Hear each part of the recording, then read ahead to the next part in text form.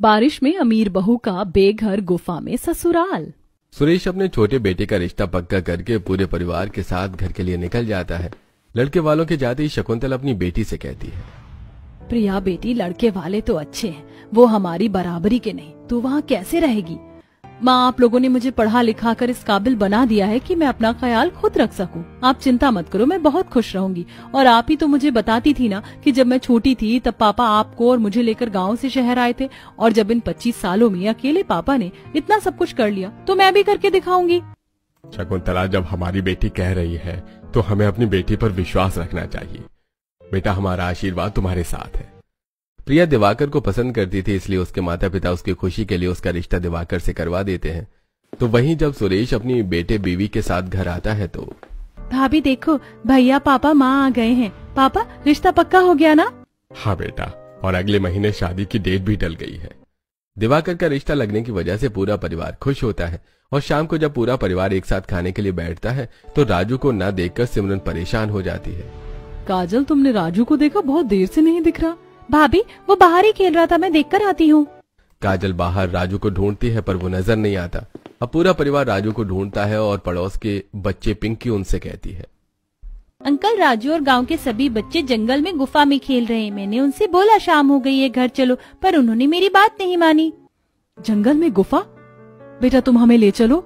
सिमरन और अमित पिंकी के साथ जंगल में जाते हैं और उनकी नजर एक बड़ी सी गुफा पर पड़ती है। अरे, गुफा तो काफी बड़ी है और कितना घना जंगल है। इन बच्चों को यहाँ खेलते हुए जरा भी डर नहीं लगता? इतना बोलकर अमित और सिमरन गुफा के अंदर जाते हैं और देखते हैं कि गुफा अंदर से काफी साफ है। बच्चों ने कुछ खिलौने रखे हैं और सभी बच्चे एक चटाई बिछाकर सो रहे हैं। लगता है बच्चे इस गुफा को घर बनाकर खेल रहे हैं। बच्चे और उनके अतरंगी खेल। गुफा कितनी साफ रखी है बच्चों ने, और देखो, चटाई, खिलौने वाले बर्तन, गैस सिलेंडर, सब कुछ रखा है। लगता है खेलते खेलते सो गए। तुम राजू को उठाओ, मैं बाकी बच्चों को उठाता हूँ। राजू बेटा, उठो और घर चलो, ये घर नहीं है। सिमरन और अमित बाकी बच्चों को उठाते हैं और सभी बच्चों के साथ घर आते हैं। इसी तरह समय गुजरता है और बहुत जल्द प्रिया शादी करके अपने ससुराल आती है। भाभी, अभी तो हमारे घर में सिर्फ 2 ही कमरे हैं। एक कमरे में बड़ी भाभी रहती है, इसलिए अब से ये कमरा आपका। वो सब तो ठीक है, पर आप लोग कहाँ सोएंगे? आप दोनों के कमरे के बाहर छोटा सा हॉल है ना, मैं, माँ, पापा वहीं सो जाएंगे। अब आप आराम कर लो। इतना बोलकर काजल सोने के लिए हॉल में जाती है और बिस्तर लगाकर अपने माता पिता के साथ सो जाती है, पर प्रिया को नींद नहीं आती। दिवाकर, मुझे बहुत बुरा लग रहा है। घर के बाकी लोग बाहर हॉल में जमीन पर बिस्तर लगाकर सो रहे और हम कमरे में। प्रिया, चिंता मत करो, हमने घर बनाने का सोचा है। 1-2 दिन में हम घर बनाना चालू कर देंगे। दिवाकर से बात करके प्रिया को अच्छा लगता है और वो सो जाती है। अगले दिन प्रिया की पहली रसोई होती है और राजू खाना बनाते हुए प्रिया से काफी बातें करता है। चाची, आपको भी खाना बनाना आता है? आपको पता है जंगल में एक बहुत बड़ी गुफा है और मेरे दोस्त वहीं पर घर घर और छुपन छुपाई खेलते हैं। अच्छा, सच में? मुझे भी दिखाना अपना गुफा जहाँ तुम छुपन छुपाई और घर घर खेलते हो। राजू के साथ बैठकर प्रिया अपनी पहली रसोई का खाना बना लेती है, जिसके बाद पूरा परिवार एक साथ खाना खाता है। अरे वाह बहू, तुम इतने बड़े घर से हो, फिर भी इतना अच्छा खाना बनाना जानती हो। भैया, मैं क्या कह रहा था कि आपने और मैंने जो पैसे जोड़े हैं ना, क्यों ना अब उनको निकलवा कर घर बनवा दिया जाए। वैसे भी 2 घंटे ट्रैवल करके अब मैं शहर जाता हूँ, तो अब घर बनने में बाधा नहीं होगी। हाँ, बात तो सही है तेरी। घर भी काफी पुराना है, बनवाना जरूरी है। इस तरह दोनों भाई आपस में बात करते हैं और 2 दिन बाद वो लोग अपना घर खाली करके किराए के घर में शिफ्ट होते हैं। तो वहीं राजू अपने दोस्तों के साथ खेलने के लिए गुफा में जाता है। मैं गुफा के अंदर ही रहकर 10 तक गिनती करूंगी। तुम सब छुप जाना और ज्यादा दूर मत जाना। छुपन छुपाई तो हम अपने घर के पास भी खेल सकते हैं। मेरी माँ मना करती है जंगल में आने से, कहती है यहाँ जानवर होते हैं। गोलू, तू तो डरपोक है, यहाँ कोई जानवर नहीं है, चलो खेलते हैं। अब पिंकी गुफा के अंदर खड़ी होकर आंख पर हाथ रखकर 10 तक गिनती करती है और बाकी सारे बच्चे छुप जाते हैं। तो वहीं पूरा परिवार। हमारे छोटे से घर में कितना सारा सामान था, मैं तो थक गई। माँ, मुझे तो खुशी हो रही है, 2 दिन के बाद हमारा नया घर बनना शुरू हो जाएगा। अरे, ये 2 कमरा आपका है और अपने बेटे को कहना घर में ज्यादा शैतानी न करे। हाँ मालिक, हम समझा देंगे। कुछ देर में राजू जंगल से घर आता है और वो अपना घर टूटते हुए देखकर रोने लगता है। पापा, ये अंकल बुरे हैं, देखो ना हमारा घर तोड़ रहे हैं। राजू, वो हमारा घर नहीं तोड़ रहे बल्कि नया घर बना रहे हैं। सच? अमित अपने बेटे को समझाकर उसे किराए के घर लाता है और कुछ दिनों में उनके घर में नींव का काम चालू हो जाता है। अब पूरा परिवार एक साथ नींबू डालने के लिए खड़ा होता है, पर राजू गायब होता है। अरे बड़ी बहू, तुम्हारा राजू पर जरा भी ध्यान नहीं रहता। देखो राजू कहीं नहीं है, पता नहीं कहाँ चला जाता है। पापा, मुझे पता है वो कहाँ गया होगा, मैं अभी लेकर आता हूँ उसे। एक बार फिर अमित जंगल जाता है और गुफा में बच्चों को खेलते देख उनसे कहता है, बच्चों शाम होने वाली है, आसमान में काले बादल भी छाए हुए हैं, कभी भी बारिश हो सकती है। अब घर चलो, और ऐसे बार बार गुफा में खेलने आना अच्छी बात नहीं है। अमित राजू को गुफा से घर लाता है और पूरा परिवार एक साथ घर की नींव डालता है। इसी तरह 2 दिन बीत जाते हैं और जैसे ही घर का काम चालू होता है तेज बारिश शुरू होने लगती है।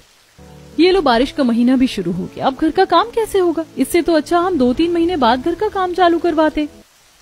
कह तो प्रिया तुम सही रही हो, पर दिक्कत है भी तो घर में बहुत सी। कोई बात नहीं भैया भाभी, बारिश हर वक्त थोड़ी ना होगी।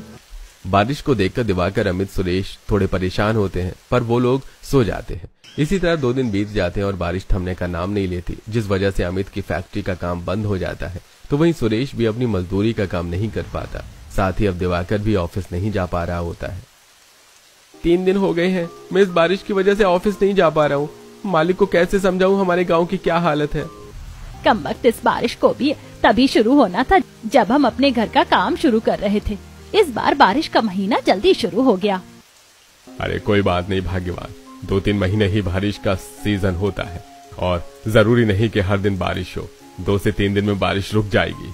सुरेश अपने घर वालों को तो समझाता है, पर वो लोग खुद भी काफी परेशान हो रहे होते हैं। देखते ही देखते 1 हफ्ता बीत जाता है और काम पर न जाने की वजह से दिवाकर को ऑफिस की तरह से मेल आ जाता है। क्या हुआ दिवाकर, तुम इतने परेशान क्यों हो? प्रिया, इतनी मुश्किल से मुझे इतनी अच्छी नौकरी मिली थी शहर में।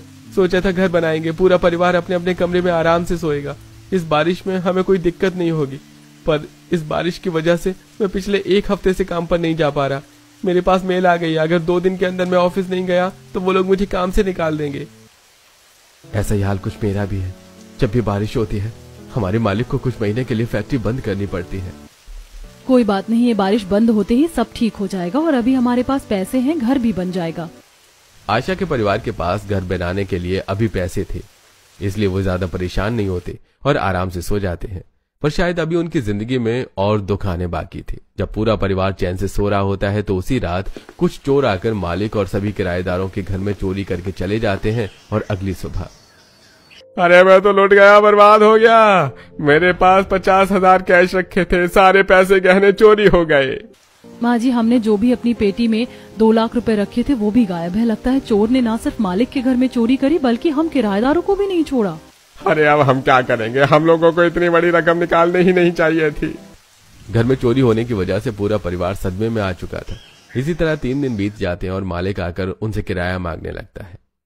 1 महीना हो गए हैं किराया दिए हुए, वैसे ही मेरे घर में चोरी हो गई है। मुझे अपनी बैंक की किस्त, कमेटी, बिजली पानी का बिल, बच्चों के स्कूल की फीस, बहुत चीज भरनी है। मालिक, चोरी सिर्फ आपके घर में नहीं हमारे घर में भी हुई थी। हमारे पास अभी पैसे नहीं है और हम दोनों भाई की नौकरी भी चली गई है। ऊपर से इतनी बारिश हो रही है, बाहर कहीं काम भी नहीं मिल रहा। हमारे घर का काम भी रुका हुआ है।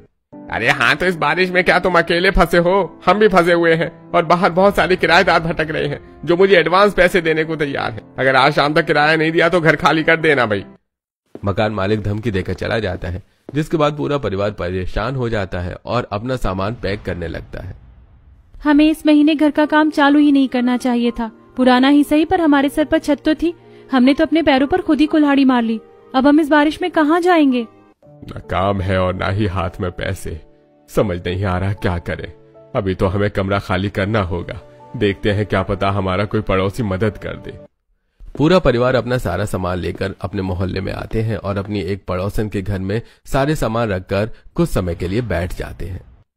भैया, आप लोग के साथ तो बहुत बुरा हुआ, पर हमारा तो खुद का छोटा सा घर है और इतनी बड़ी फैमिली है। दिन भर तो ठीक है, पर रात को हम आपको अपने घर में जगह नहीं दे पाएंगे। कोई बात नहीं शोभा बहन, इस बारिश में तुमने हमें अपने घर में रहने की जगह दी, वही काफी है। वो लोग पूरा दिन तो पड़ोसी के घर में रहते हैं, पर शाम होते ही उन्हें अपने पड़ोसी के घर से निकलना पड़ता है। पूरा परिवार अपने पड़ोसी के घर के बाहर चबूतरे पर बैठा होता है और बारिश के छींटे उनके ऊपर आ रहे होते हैं। मुझे ये बारिश बिल्कुल नहीं पसंद। हर जगह पानी कीचड़ होता है और अब तो मुझे जुकाम भी हो गया। दूसरे के घर के बाहर खड़े होने से तो अच्छा है कि मैं जंगल चले जाऊं और गुफा में ही सो जाऊं। वहाँ कम से कम धूप और बारिश का पानी तो नहीं आता। बहू, ये कौन सी गुफा की बात कर रहा है?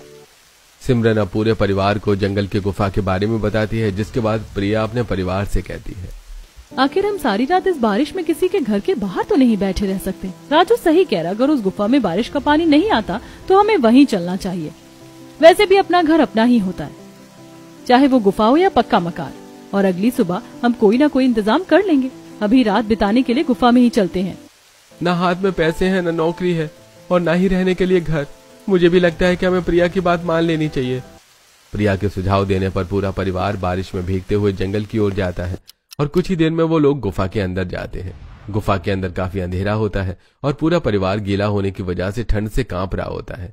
जिसके बाद प्रिया गुफा के अंदर कुछ लकड़ियों को लेकर उन्हें खराब कपड़ा और पन्नी में लपेट कर उनका मशाल बनाकर जला देती है और गुफा के अंदर कोनों में लगा देती है।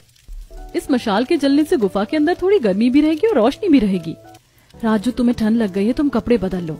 गुफा तो काफी साफ है, बच्चे यहाँ खेलते हैं, देखो ना उनके सामान भी रखे, मैं बिस्तर लगा देती हूँ। काजल जल्दी से कुछ बैग खोलकर बिस्तर निकालती है और प्रिया थोड़ी थोड़ी दूरी पर 3 पर्दे लगा देती है, जिसमें एक तरफ सिमरन अपने पति और बच्चे का सामान रखती है, दूसरी तरफ प्रिया और दिवाकर अपना सामान रखते हैं और वहीं बाकी के बचे हिस्से में काजल अपने माता पिता का सामान रखती है। और बिस्तर लगाकर जैसे ही पूरा परिवार बैठता है उन्हें जानवरों की आवाज सुनाई देती है। सुनिए जी, हम जंगल में हैं, जानवर की आवाज आ रही है, पता नहीं कहाँ से कौन सा जानवर आ जाए। गुफा में दरवाजा भी नहीं है। माँ जी, मैं ऐसे ही कुछ मशाल और जलाकर गुफा के बाहर रख देती हूँ, इससे कोई भी जानवर अंदर नहीं आएगा। प्रिया, तुम तो बहुत होशियार हो, तुम्हें इतनी नॉलेज कैसे है? भैया, कॉलेज में हम अक्सर कैंपिंग के लिए बाहर ले जाया जाता था, वही हमें सिखाया जाता था अगर हम जंगल में कभी फंस जाते हैं या हमारे साथ कभी इस तरह का हादसा हो जाता है तो हमें कैसे रहना चाहिए। बस वही सब आज काम आ रहा है। इतना बोलकर प्रिया फिर कुछ लकड़ियां देखने के लिए बाहर जाती है और अब बारिश भी रुक चुकी थी और बड़ी मुश्किल से प्रिया को कुछ लकड़ियां मिलती हैं, जिनका मशाल बनाकर प्रिया गुफा के बाहर लगा देती है। हमने कितने सपने देखे थे, सोचा था जितनी जल्दी घर बन जाएगा उतना अच्छा होगा, पर इस बारिश ने सब खराब कर दिया। और जिन्होंने हमारे पैसे चोरी करे हैं, भगवान उनका कभी भला नहीं करेगा।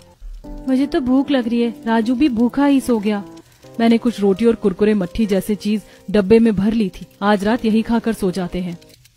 रात काफी ज्यादा हो चुकी थी, पूरा परिवार भूखा था, इसलिए वो लोग दिन वाली रोटी और कुछ नमकीन मट्ठी निकाल कर खाते हैं और सारी रात गुफा में ही सोते हैं। अगली सुबह होते ही मैं थोड़ा मजदूरी का काम देखने के लिए जा रहा हूँ, क्या पता कहीं कोई काम मिल जाए। आज बारिश बंद है, पर कंपनी ने तो मुझे जॉब से निकाल दिया है, इसलिए मैं भी बाहर जा रहा हूँ काम की तलाश में। पर हम इस गुफा में कब तक रहेंगे? काजल, बिना पैसे के कोई हमें अपना घर किराए पर नहीं देगा। हमारी फैमिली बहुत बड़ी है, कौन हमें अपने घर में रहने की जगह देगा? और हमारा घर भी टूट चुका है और ना ही हाथ में पैसे हैं कि घर बनवा सके।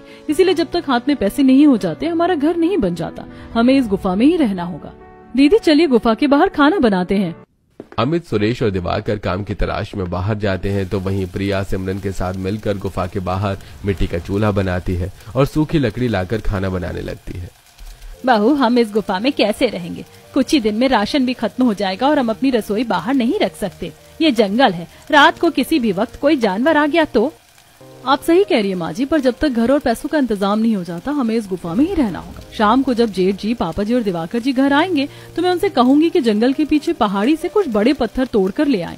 हम उससे ही गुफा ढकने के लिए दरवाजा बनाएंगे। अगर हम लकड़ी का दरवाजा बनाते हैं तो उसे बनाने में समय लगेगा और जानवर उसे आसानी से तोड़ भी सकते हैं। पूरा परिवार बैठकर एक साथ खाना खाने लगता है, तभी कुछ बच्चे वहाँ खेलने के लिए आते हैं। राजू तो अपने पूरे परिवार के साथ गुफा में है, अब हम खेलेंगे कहाँ? बच्चों, ये जंगल तुम्हारे लिए सेफ नहीं है, यहाँ खेलना बंद कर दो और अब हम यहीं रहेंगे जब तक हमारा घर नहीं बन जाता। बच्चे उदास होकर वापस अपने घर चले जाते हैं और शाम सुरेश, अमित और दिवाकर घर आते हैं। वो चट्टान और पहाड़ तो हमसे नहीं टूटेगा, आप लोग कुछ करिए ना। रात तो हमने जैसे तैसे बिता ली, पर यहाँ जानवर हैं, अगर रात में किसी जानवर ने हम पर हमला कर दिया तो? बहू, तुम सही कह रही हो, तुम लोग अंदर जाओ, हम लोग पहाड़ी से पत्थर के कुछ टुकड़े लेकर आते हैं। कुछ देर में सुरेश अपने दोनों बेटों के साथ जंगल के अंदर जाता है और वहां से कुछ बड़े पत्थर तोड़कर उन्हें हाथ से धक्का मारते हुए गुफा के पास लाते हैं। अगर हम इस गुफा को ढक देंगे तो हम अंदर ही फंसे रह जाएंगे। ये पत्थर बहुत भारी है, अकेले किसी से नहीं हिलने वाला। हाँ मैं जानती हूँ, आज रात इससे हम गुफा ढक लेते हैं और कल हम अपनी लकड़ी की रसोई और गुफा के लिए दरवाजा बनाएंगे। और अगर इस जंगल में जानवर हैं तो उन्हें गुमराह करने के लिए इस पत्थर को हम अपनी गुफा से थोड़ी सी दूरी पर रखेंगे और इनसे 4 मशाल जला देंगे। जानवर चट्टान से डरते हैं और बड़ी चट्टान होगी तो वो वैसे भी आगे नहीं आएंगे। इस तरह हम गुफा से बाहर भी नहीं निकल सकेंगे और इस पत्थर की मदद से कोई जानवर गुफा के अंदर नहीं आ पाएगा। एक बार फिर प्रिया और सिमरन घर के बाहर मिट्टी के चूल्हे पर सबके लिए खाना बनाती हैं और आज खाने में खिचड़ी देख गुफा के अंदर बैठा पूरा परिवार उदास हो जाता है। मैं आज भी खाने में खिचड़ी नहीं खाऊंगा। पिछले कुछ दिनों से खिचड़ी खाने को मिल रही, मेरा दिल आज सब्जी रोटी खाने का है। बेटा यहाँ सब्जी नहीं है और ना पैसे, मैं कहाँ से लाऊंगी सब्जी? इतनी मुश्किल से तो इस गुफा को हमने घर बनाया है, यहाँ अपना सामान रखा है। अभी हमारे पास ना रसोई है, ना पैसे और ना ही सब्जी, इसीलिए जो मिल रहा है वो खा ले। एक एक पैसों के लिए अपने परिवार को तरसता देख प्रिया भी काम करने का फैसला लेती है। जब मैं बहुत छोटी थी तब मेरे पापा मुझे और माँ को लेकर शहर आ गए। उनके पास घर भी नहीं था। पापा बताते थे कि वो फुटपाथ पर रहते थे और इस तरह उन्होंने दिन रात मेहनत की और आज हम इतने अमीर हो गए। लगता है वही स्ट्रगल मेरी भी जिंदगी में है। इसीलिए मैं भी अपने पापा की तरह काम करना चाहती हूँ और मेरे काम करने से आप सबको मदद मिलेगी और हम जल्द से जल्द अपना घर भी बनवा पाएंगे। पापा, प्रिया बहुत पढ़ी लिखी है, वो तो शुरू से ही काम करना चाहती थी पर उसे काम करने का मौका नहीं मिला। मुझे लगता है अगर प्रिया काम करना चाहती है तो हमें करने देना चाहिए। वैसे भी आजकल बहू भी काम करती हैं। मेरी बहू सच में बहुत समझदार है। अगर वो काम करना चाहती है तो मैं मना नहीं करूंगा। जब पूरा परिवार गुफा के अंदर बैठकर खाना खा रहा होता है तो उनकी नजर बाहर पड़ती है और बारिश होता देखकर सब आराम से खाना खाकर उस चट्टान को गुफा के पास रख देते हैं और आराम से सारी रात सोते हैं। अगली सुबह न सिर्फ घर के मर्द बल्कि प्रिया भी नौकरी की तलाश में बाहर जाती है, तो वहीं आज आशा भी अपने गांव औरतों से कुछ सब्जियां मांगने के लिए जाती है। आशा बहन, तुम लोगों के साथ तो भगवान ने बहुत बुरा किया। तुम्हारा घर का काम भी रुक गया, पैसे भी चोरी हो गए, बेटों की नौकरी भी चली गई। ऊपर से ये बारिश है जो हर 2 घंटे में बरसना शुरू हो जाती। अगर मेरे पास इतने पैसे होते, अब मेरा बड़ा घर होता, तो मैं तुम्हारी मदद जरूर करती। कोई बात नहीं बहन, जिसके नसीब में जितना दुख लिखा होता है वो तो इंसान को झेलना ही पड़ता है। ऐसे यहाँ मैं तुमसे कुछ सब्जी मांगने के लिए आई थी। घर में आटा दाल चावल तो है पर सब्जी नहीं है और तुम्हारी तो सब्जियों की खेती है। आंटी, हम गुफा में घर बनाकर रह रहे हैं। गुफा के बाहर हमने सफाई भी कर ली है। अगर आपके पास कुछ पौधे हैं सब्जियों के तो हमें वो दे दीजिए। हम बार बार सब्जी मांगने तो नहीं आ सकते ना। हाँ हाँ काजल बेटा, क्यों नहीं, हम पड़ोसी। अगर हम एक दूसरे की मदद नहीं करेंगे तो कौन करेगा। काजल के एक बार कहने पर सुमित्रा घर से कुछ सब्जियां टोकरी में लाकर आशा को दे देती है और घर के पीछे जाकर कुछ सब्जी के पौधे भी लाकर काजल के हाथ में थमा देती है। जिसके बाद आशा और काजल जंगल जाती हैं और सिमरन गुफा के बाहर बैठकर खाना बना रही होती है। बहू देख, मैं गांव से कुछ सब्जी लेकर आई हूँ, तो आज थोड़ी सी सब्जी बना लेना। और मैं सब्जियों की खेती करने वाली हूँ। बारिश का अच्छा मौसम है, इस मौसम में पौधे जल्दी सब्जी देने लगेंगे। अब काजल गुफा के बाहर 7 से 8 सब्जियों के पौधे लगा देती है। इसी तरह कुछ दिन बीत जाते हैं और एक शाम जब पूरा परिवार गुफा में बैठकर बातें कर रहा होता है तो प्रिया के माता पिता गोलू के साथ गुफा में आते हैं। अंकल, यही गुफा है, यहीं रहते हैं सब लोग। माँ पापा, आप दोनों यहाँ? हम तेरे घर गए थे तुझसे मिलने के लिए, इस बारिश में तेरा हाल समाचार पूछने, पर वहाँ जाकर पता चला कि तुम लोग बेघर हो गए हो और जंगल में इस गुफा में घर बनाकर रह रहे हो। तो ये बच्चा हमें यहाँ लेकर आया। बेटा, तू पिछले कुछ दिनों से इतनी परेशानी चल रही है और तूने अपने माता पिता को बताया भी नहीं। हमें आप लोगों से ये उम्मीद नहीं थी। हमने अपनी बेटी को आज तक किसी चीज की कमी नहीं होने दी और आप मेरी बेटी को इस गुफा में लेकर आ गए रहने के लिए। माँ पापा, मेरे ससुराल वालों की कोई गलती नहीं है। मैं आप लोगों को परेशान नहीं करना चाहती थी और जब पापा शहर आए थे तो वो भी तो अकेले थे। जब हम अपने दम पर इतना सब कुछ कर सकते हैं तो क्या मैं नहीं कर सकती? अब प्रिया अपने माता पिता को सारी बात बताती और उन्हें समझाती है। बेटा, हमें तुझ पर पूरा भरोसा है, पर जब तुझे ये लगे कि अब तुझसे नहीं हो रहा तो तू अपने माता पिता को जरूर याद करना। हमें माफ कर दीजिए, बिना सच जाने हम लोगों ने आपको पता नहीं क्या कुछ नहीं कह दिया। अब हम चलते हैं, पर हमारी मदद की जब भी जरूरत हो तो हमें जरूर याद करना। और बेटा, तू अपने परिवार के साथ अपना भी ख्याल रखना। इतना बोलकर प्रिया के माता पिता बारिश रुकते ही वहां से चले जाते हैं। इसी तरह कुछ दिन बीत जाते हैं और विनोद को मजदूरी का काम मिल जाता है, जिस वजह से वो दिन के कभी 300 तो कभी 400 रुपए कमा के लाता है। तो वहीं प्रिया को भी गांव की एक छोटी सी दुकान में काम मिल जाता है।